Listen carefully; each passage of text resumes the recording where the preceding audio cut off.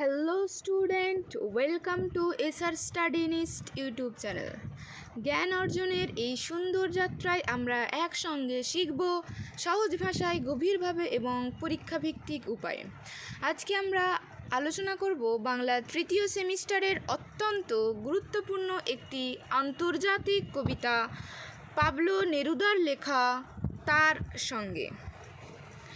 তো প্রথমে আমরা জেনে নেব কবি এখানে তার বলতে কাকে বলছেন। তার বলতে এখানে দুইটা অর্থ পাওয়া যায়।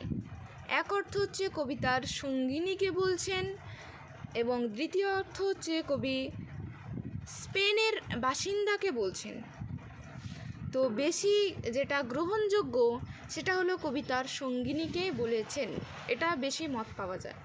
তো তার সঙ্গে কবিতাটা পাবলো নেরুদার লেখা, অনুবাদ করেন শক্তি চট্টোপাধ্যায়। খুব গুরুত্বপূর্ণ, মনে রাখবে যে অনুবাদ কে করেছেন না, অনুবাদ করেছেন শক্তি চট্টোপাধ্যায়। চলো প্রথমে আমরা কবি পরিচিতি সম্পর্কে একটু জেনে নিই। প্রত্যেকটা তোমাদের কবিতা বলো, গল্প বলো, প্রবন্ধ বলো, প্রত্যেকটা এর লাস্টে দেওয়া আছে যে কেউ যদি অনুবাদ করে থাকেন অনুবাদটাও দেওয়া আছে। দেখো, অনুবাদ করেন শক্তি চট্টোপাধ্যায় এবং আমরা লেখক পরিচিতি সম্পর্কে একটু জেনে নিই। বেশি কিছু নয়, যেগুলো দাগিয়ে দিচ্ছি সেগুলোই মনে রাখো। যে পাবলো নেরুদা কখন জন্মগ্রহণ করেন না, 1904 সালে 12ই জুলাই জন্মগ্রহণ করেন এবং 1973 সালে 23শে সেপ্টেম্বর মৃত্যুবরণ করেন। না কি ছিলেন তিনি? চিলির বিখ্যাত একজন কবি, কূটনীতিক এবং রাজনীতিবিদ ছিলেন।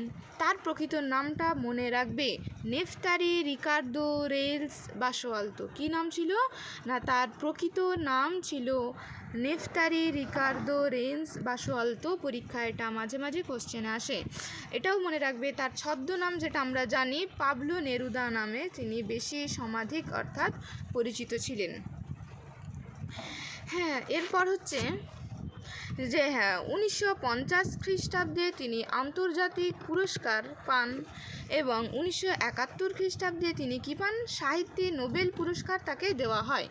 আর এই কবিতাটি শক্তি চট্টোপাধ্যায়ের অনুদিত পাবলো নেরুদার শ্রেষ্ঠ কবিতার থেকে নেওয়া হয়েছে। এই ছিল তোমাদের আজকের লেখক পরিচিতি।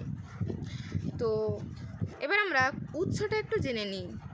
উৎস কি না, 1958 খ্রিস্টাব্দে প্রকাশিত এক্সট্রাভ্যাগারিও নামক স্প্যানিশ কাব্যগ্রন্থে।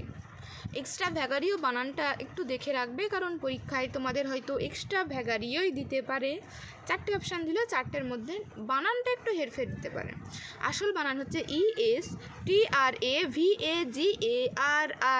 এক্সট্রাভ্যাগারিও নামক স্প্যানিশ কাব্যগ্রন্থের কন ইলা বানান হচ্ছে CONELLA, কন ইলা শীর্ষক কবিতাটি শক্তি চট্টোপাধ্যায় তার সঙ্গে, যেটা ইংলিশে উইথ হার নামে অনুবাদ করেন। কবিতাটির ধরন কেমন ছিল না, কবিতাটির ধরন ছিল অনুদিত কবিতা। এবার আমরা একটু প্রেক্ষাপটটা দেখে নিই। প্রেক্ষাপট হচ্ছে নেরুদার রচিত এক্সট্রাভ্যাগারিও। আমি আবারও বানানটা বলছি কারণ এই বানানটাই হয়তো তোমাদের ঘুরিয়ে দিতে পারে। ESTRAVAGARIO। এক্সট্রাভ্যাগারিও কবিতাগুলি 1957 বা 58 খ্রিস্টাব্দের সময় পর্বে রচিত। তখনকার চিলির রাজনৈতিক অস্থিরতা এবং ব্যক্তিগত জীবনের উত্থান পতন আলোচ্য কবিতায় ধরা পড়েছে। তো এই কবিতাটি যদি আমরা লাইন বাই লাইন আলোচনা করি, একটু বুঝতে তোমাদের অসুবিধা হতে পারে। তো আমি প্রথমে এর বিষয় সংক্ষেপ যেটা আছে সেই বিষয় সংক্ষেপটা আমি প্রথমে তুলে ধরতে চাই, যাতে তোমাদের এরপরে আমি যখন লাইন বাই লাইন আলোচনা করব তাহলে তোমাদের তখন বুঝতে সুবিধা হবে। তো তার আগে আমি একবার কবিতাটা পড়ে দিই, তারপর বিষয় সংক্ষেপটা বলছি। কি বলছে যে সময়টা খুব সুবিধের না, আমার জন্য অপেক্ষা করো, দুজনে মিলে খুব সমঝে একে পার করতে হবে। তুমি আমার ওই ছোট্ট দুটি হাত আমার হাতে রাখো, কষ্টে সৃষ্টে উঠে দাঁড়াবো, ব্যাপারটা বুঝবো, আহ্লাদ করব। আমার আবার সেই রকম এক জুটি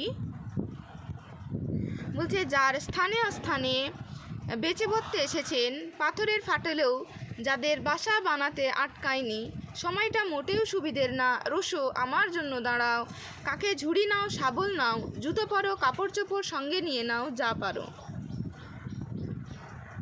এবার বলছে এখন আমাদের একে অপরকে লাগবে শুধু কার্নেশন ফুলের জন্য না, মধু তালাশের জন্য না, আমাদের দুজনের হাতগুলো লাগবে ধুয়ে মুছে আগুন বানাবার জন্য। এই যে সুবিধের নয় সময়, মাথা যত উঁচু করুক, আমরা আমাদের 4 হাত 4 চোখ একে জুজবই। চলো এবার আমরা এর বিষয় সংক্ষেপটা একটু দেখে নিই, তারপর আমরা লাইন বাই লাইন আলোচনা করব, স্তবক ভিত্তিক, তারপর আমরা বিশ্লেষণ করব। বলছে নেরুদার বহু কবিতায় লিরিকের আমি বা তুমি একদিকে যেমন অটুট থেকেছে, তেমনি অন্যদিকে সেই সম্পর্ক রূপান্তরিত হয়েছে মহাকাব্যিক সমষ্টিতেও। আর এই রূপান্তরের প্রক্রিয়ায় তার কবিতা মুখ্য হয়ে উঠেছে সর্বসাধারণের পক্ষাবলম্বন করে অন্যায়, অবিচার, অত্যাচারের বিরুদ্ধে তীব্র প্রতিবাদ ও প্রতিরোধ। শুধু তাই নয়, নিজেকে নিজের হারিয়ে ফেলা ও তথাকথিত শুদ্ধতাবাদকে নেরুদা সরাসরি চ্যালেঞ্জ এবং প্রত্যাখ্যান করেছিলেন এবং বলে উঠেছিলেন, চাই সে কবিতা যা একই সঙ্গে ঘাম ও ধোঁয়া ঠাসা, যা একই সঙ্গে ফুল ও প্রেমের গন্ধ বাড়া, যা আমাদের পরিহিত পোশাকের মতোই অসুচি কিংবা দেহের মতোই দূষিত। জনগণের কবি পাবলো নেরুদা এই মন্তব্য আলোচ্য কবিতার প্রসঙ্গে খুব প্রাসঙ্গিক। অনুদিত কবিতা, তার সঙ্গে কবিতার কথক উত্তম পুরুষের বচনে নিজেই সম্পৃক্ত। কথক একটি দুঃস্ব রাজনৈতিক সামাজিক অবস্থাকে সামনে রেখে তার স্বরূপে কবিতার ভাববস্তুকে আলোকিত করেছেন। তার স্পষ্ট দাবি যে সময়টা খুব সুবিধের নয়, যে কারণে কথক তার সঙ্গীকে তার জন্য অপেক্ষা করতে বলেছেন। কথক এবং তার সঙ্গী দুজনে মিলে সঙ্গীর ছোট্ট দুটি হাত কথকের হাতে রেখে কঠিন পরিবেশ কাটিয়ে উঠবেন। ব্যাপারটা কীরূপ হচ্ছে তা বুঝে শুনে আহ্লাদ করে কষ্টে সৃষ্টে পুনরায় উঠে দাঁড়াবেন, এটাই তার কি ছিল, এটাই তার প্রতিজ্ঞা ছিল। অবশ্য কবি এ কথাও বলেছেন যে তাদের জুড়ি পাথরের ফাটলের মধ্যে দিয়ে বাসা বানিয়ে সমস্ত কিছু থেকে বেঁচে বর্তে এসেছেন। এই কাঠিন্যময় সময় পেরোলেই সময়টাকে মনে করেই কথক দাবি করেছেন যে সময়টা মোটেও সুবিধের নয়, সময়টা ছিল প্রতিকূল। তাই তার সঙ্গীকে বলেছেন কথক তার জন্য দাঁড়াবেন, আর ঝুড়ি, শাবল, জুতো, কাপড় চোপড় সঙ্গে নিয়ে নাও, যা পারো, যেগুলো তোমার প্রয়োজন। সময়টা যে মোটেও সুবিধের বা সুসময়ের নয় তা কথকের উক্তিতে স্পষ্ট আভাসিত, স্পষ্ট সেটা বোঝা যাচ্ছে। তাই তিনি বলেছেন এ দুঃখের সময় একে অপরকে ভীষণ প্রয়োজন।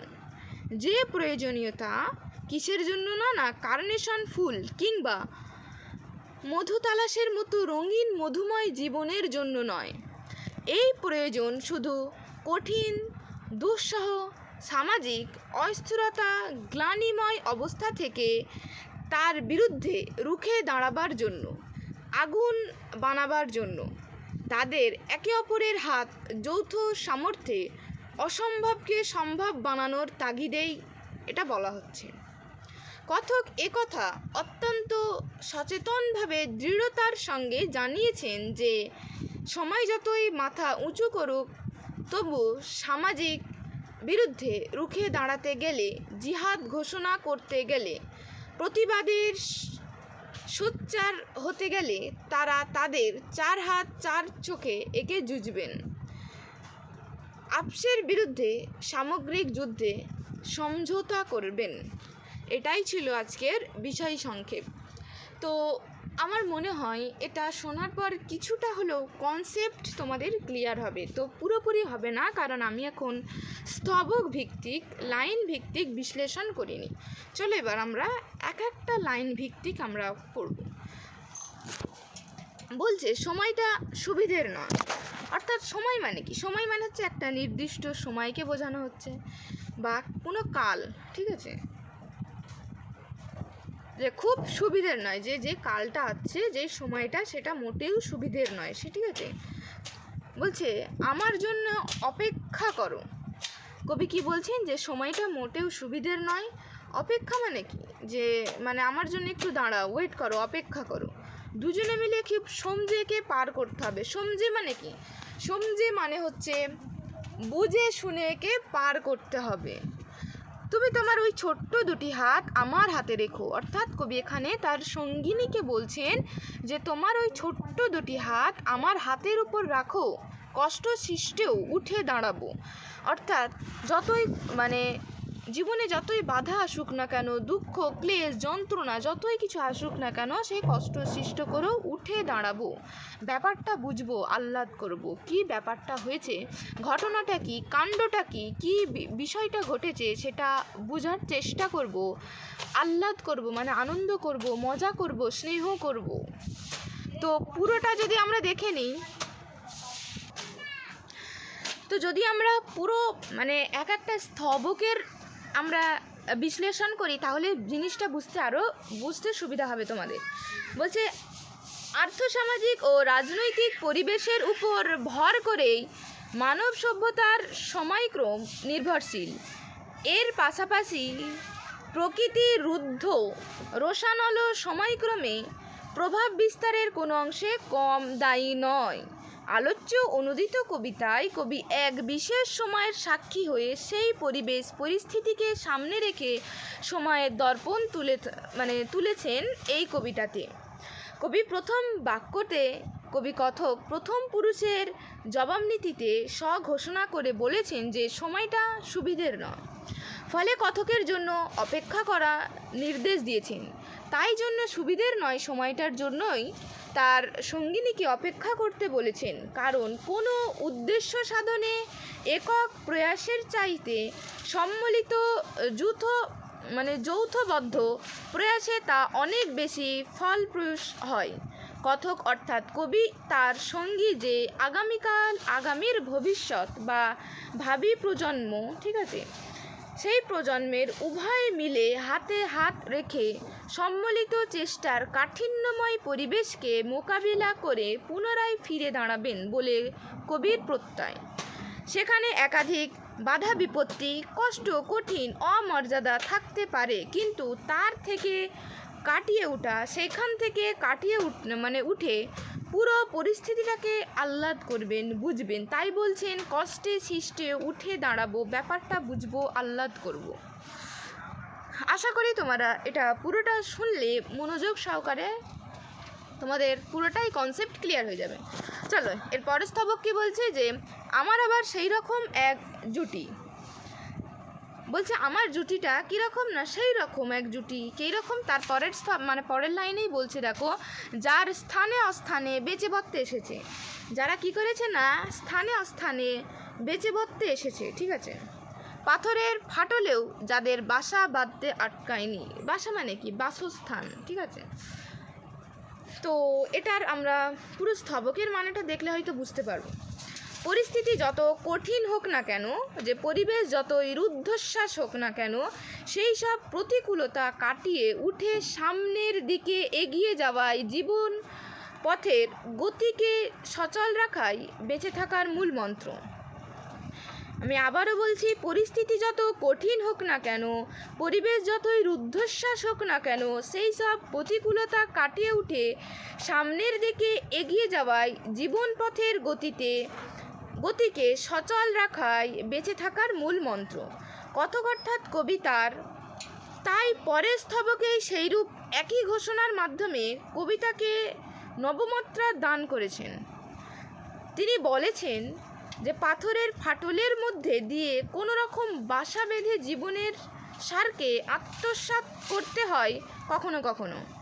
অবশ্য সেই পরিস্থিতির সাথে মানিয়ে নিয়ে নিজের অভ্যন্তরে সেই পরিবেশকে তৈরি করে সেইরূপ এক জুটির সঙ্গে নিয়ে স্থানে অস্থানে বেঁচে বর্তে থাকা যায়। কবি দেখেছেন, উপলব্ধিও করেছেন, যে সেই জন্যই বলছেন যে আমার আবার সেই রকম এক জুটি যার স্থানে অস্থানে বেঁচে বর্তে এসেছে। এরপরের প্যারাটা হচ্ছে যে সময়টা মোটে সুবিধের নয়। প্রথমে বলেছে যে সময়টা খুব সুবিধের নয়, তারপর বলছে যে সময়টা মোটেই সুবিধের নয়। রোসো আমার জন্য দাঁড়াও। রোসো মানে কি? রোসো মানে হচ্ছে যে এখানে দাঁড়ানোর কথাই বলা হচ্ছে, মানে অপেক্ষা করতে বলা হচ্ছে। তো কাকে ঝুড়ি নাও, শাবল নাও, জুতো পারো, কাপড় চোপড় সঙ্গে নাও, যা পারো। তো এখানে কথক যেহেতু আর্থসামাজিক ও রাজনৈতিক অস্থিরতার ছবিটিকে প্রত্যক্ষ করেছেন এবং এক অদ্ভুত সময়ের সাক্ষী হয়েছেন, তাই সেই প্রতিকূল পরিবেশের সঙ্গে উপযুক্তভাবে মোকাবিলা করতে তিনি নিজের সঙ্গীকে হতাশা ত্যাগ করে তার জন্য দাঁড়াতে বলেছেন।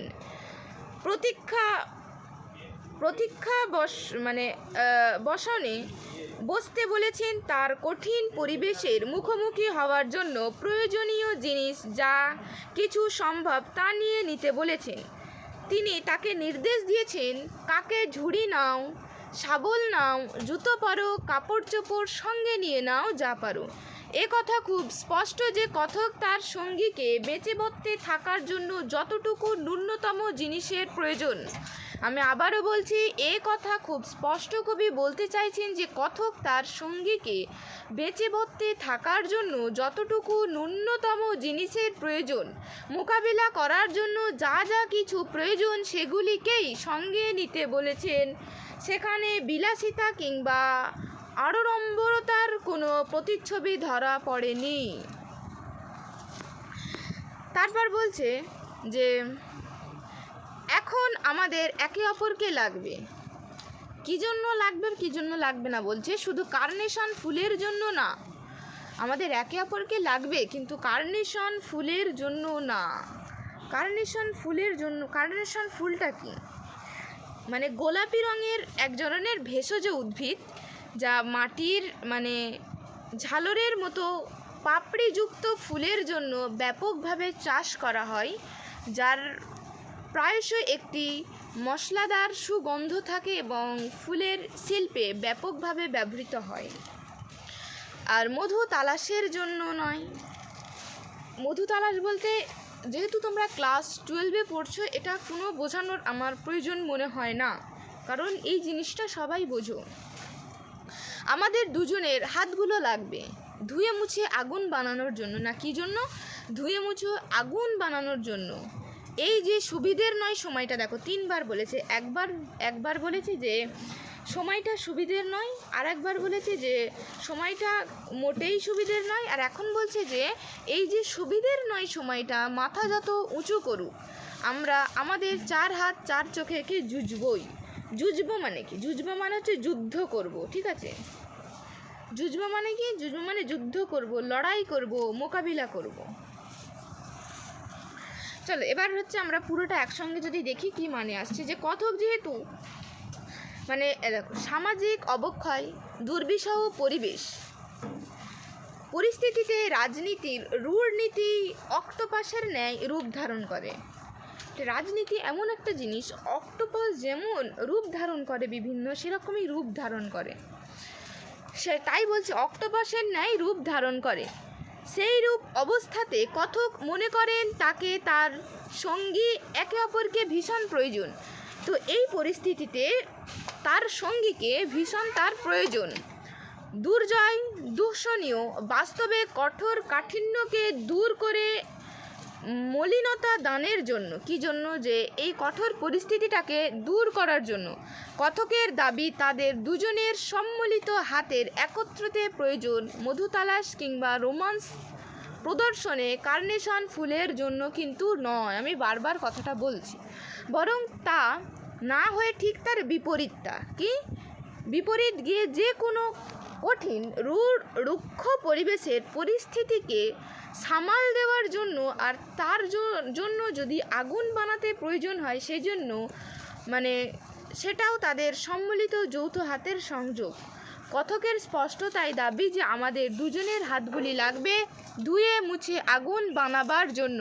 কথক এও বলেছেন যে সময় যত মাথা উঁচু করুক না কেন সেটা যে কোনোভাবে সুবিধার নয় সে কথা না ভোলাই বা না ভাবাই ভালো, বরং সেই অসময় কঠিন দুঃসময়ের বিরুদ্ধে রুখে দাঁড়ানোর জন্য কথক স্পষ্ট স্বঘোষণা দ্বারা দৃঢ় প্রতিজ্ঞা বলেন যে আমরা আমাদের 4 হাত 4 চোখে একে জুজবই, অর্থাৎ তাদের দুজনের সম্মিলিত প্রয়াসে 4 হাত 4 চোখের হস্তদৃষ্টি দিয়ে সমস্ত প্রতিকূলতা তানারা জয় করবেন। কবি এখানে এটাই বলতে চেয়েছেন। তো আজ ক্লাসটা এই পর্যন্তই। এখানে তোমাদের যে তৃতীয় সেমিস্টার ফাজিল এবং হায়ার সেকেন্ডারি এডুকেশন এই দুটো বোর্ডের যে তোমাদের সিলেবাস রয়েছে, তোমাদের সাহিত্যটা পুরো কমপ্লিট হয়ে গেছে। এর আগের যদি ক্লাসগুলো দেখে না থাকো অবশ্যই সেই ক্লাসগুলো দেখে আসবে। That's all for today class. If you enjoyed this class, don't forget to like, share and comment. And if you're new channel, please subscribe to SR Study List and press the bell icon so you never miss our upcoming education class. Thank you so much for watching.